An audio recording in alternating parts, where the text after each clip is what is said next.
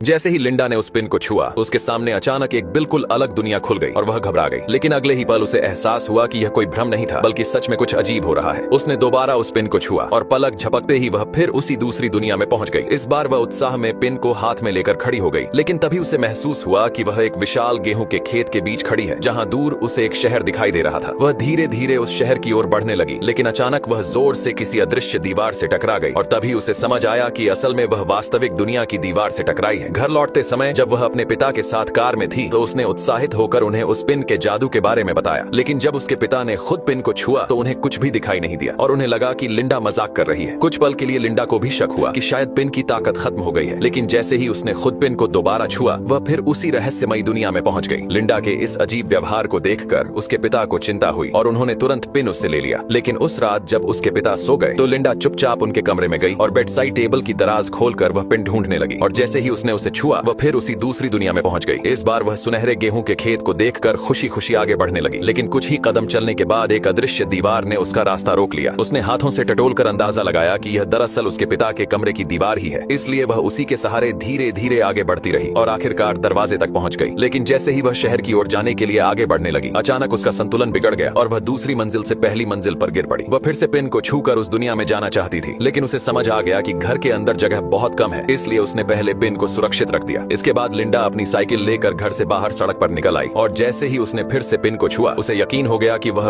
अब भी काम कर रहा है। यही सोचकर वह एक खुले मैदान की ओर बढ़ गई और जब उसने वहां फिर से पिन को छुआ तो इस बार जो हुआ वह और भी हैरान कर देने वाला था, क्योंकि अब वह सीधे उस हाईटेक शहर के अंदर पहुंच चुकी थी, जहां हर चीज पहले से कहीं ज्यादा अद्भुत और अनोखी नजर आ रही थी।